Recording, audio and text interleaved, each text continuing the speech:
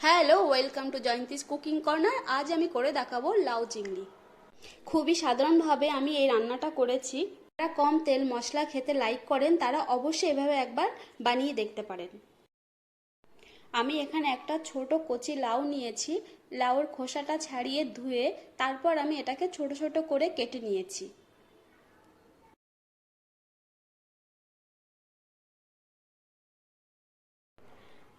আমি গলদা চিংড়ি নিয়েছি, আপনারা যে কোনো চিংড়ি দিয়ে এটা করতে পারেন। এবার আমি নুন হলুদ মেখে এটাকে কিছুক্ষণ রেখে দেব।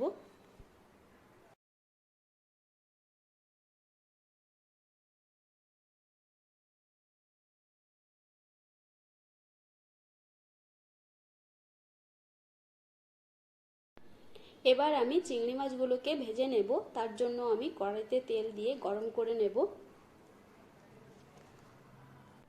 তেল গরম হয়ে গেছে, এবার চিংড়ি মাছগুলো দেব।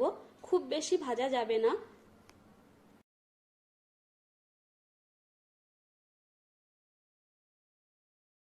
চিংড়ি মাছ খুব বেশি ভাজলে খেতে রাবারের মতো হয়ে যায়। দেখুন আমার কিন্তু ভাজা হয়ে গেছে। এবার আমি একটা পাত্রে তুলে নেব।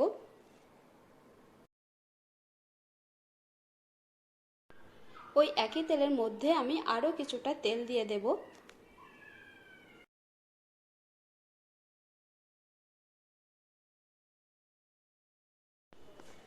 ফোড়নের জন্য আমি এখানেই দিয়ে দেব দুটো শুকনো লঙ্কা, দুটো তেজপাতা আর 1 চামচ পাঁচফোড়ন, আর দিয়ে দেব কিছু কোচানো কাঁচা লঙ্কা। যখন দেখবেন সুন্দর একটা গন্ধ বেরোচ্ছে তখন কেটে রাখা লাউগুলো দিয়ে দিতে হবে।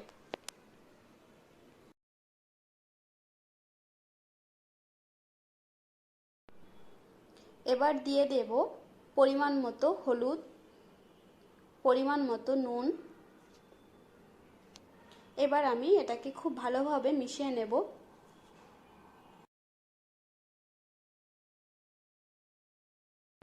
এবার আমি ঢাকা দিয়ে 10 মিনিটের জন্য এটাকে আমি কুক করে নেব।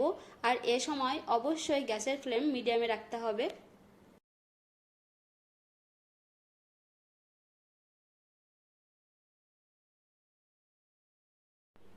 ফিরে এলাম 10 মিনিট পর। দেখুন লাউ থেকে কত জল ছেড়ে দিয়েছে। এখানে কিন্তু আমি একটুও জল ব্যবহার করিনি।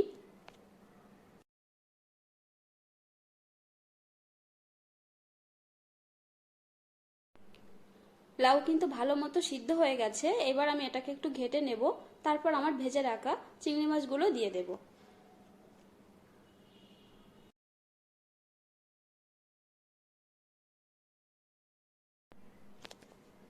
আর দিয়ে দেব 1 চামচ ভাজা জিরে গুঁড়ো,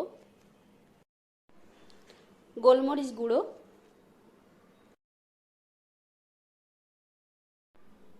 মশলাটাকে এবার একটু মিশিয়ে নেব। এবার দিয়ে দেব আমি স্বাদ মতো চিনি দিয়ে দেব।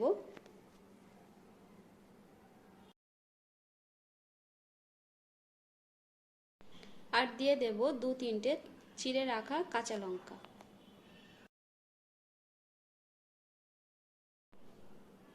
এবার ঢাকা দিয়ে আবারও কিছুক্ষণের জন্য একটু কুক করে নিতে হবে। 3-4 মিনিটের জন্য আমি আবার এটাকে ঢাকা দিয়ে রাখবো।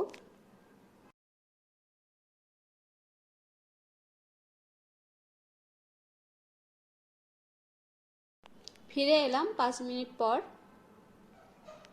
দেখুন আমার রান্না কিন্তু অলমোস্ট কমপ্লিট হয়ে গেছে। এবার আমি একটু গরম মশলা দিয়ে দেব।